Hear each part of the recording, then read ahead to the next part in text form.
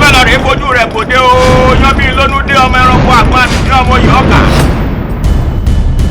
Tíṣù ẹni bàtà ṣe ló yẹ ká dáwọ́ bò. ara ń tẹni wọn kì í ṣáàkú bẹ́ẹ̀ wọn kì í fẹ́ jẹ́ èèyàn bọ̀rọ̀. nínú sinimá Fenujawaya láti Mukaila lókè òkun tó kọ ogún obì tó lógójì èbó. ó wà bí òní pa ó fún ẹ o. àwọn oyúdẹrọ ogun tó kù. àbẹ́mi àti ẹ̀ ti ṣù wá ta. a ò lè dáwọ́ bò jẹ. ọ̀rọ̀ àwọn èèyàn wa lókè òkun tí wọn kì í lè pàṣẹdọ́lé wọn mọ́ra. ẹ wá wo ohun ojú Mukaila rí lọ́wọ́ rẹ. dàwí fún ládìlá fi ń sọkún dàwí fún ikọ̀ ló fi ń sọkún dàwí fún oníyàyà ló fi ń sàdọ́ta.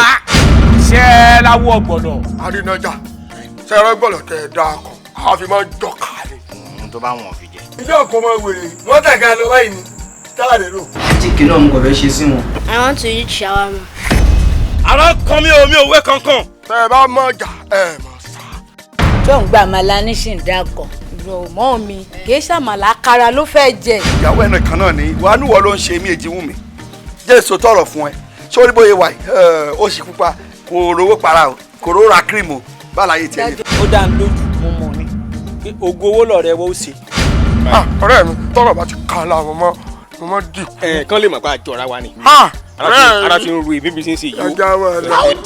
ta ó jẹ ayé òní fìbànújẹ́ bàjẹ́ mọ́ wa lọ́wọ́. sinimá Fenujawaya ní kẹ́kọ̀ọ́ kẹ́ ṣàbíyẹ̀ wìtìwìtì. àwọn àgbà òṣèré tí wọn kò wà ní. Lekan Olatu Lanko ọmọba Dubai. Arinaja Òsì Arẹ́gbẹ́ṣọlá. Àbàbà Onímágùn. Àbáyọ̀mí Òkègbèmí Mr Mighty. Wàyídẹ̀ Bámidúpẹ́ àti bẹ́ẹ̀ bẹ́ẹ̀ lọ. Produced by Àbáyọ̀mí Òkègbèmí Mr Mighty. Written and directed by SS Olóyè TGD. àyà sinimá yìí lórílẹ̀‐èdè Libya àti orílẹ̀‐èdè wa Nàìjíríà. ẹ wo sinimá yìí lórí YouTube Mighty Play TV. ẹ like ẹ subscribe kẹ́ dẹ̀ comment. ohun ojú Mukaila nínú sinimá Fenujawaya yìí.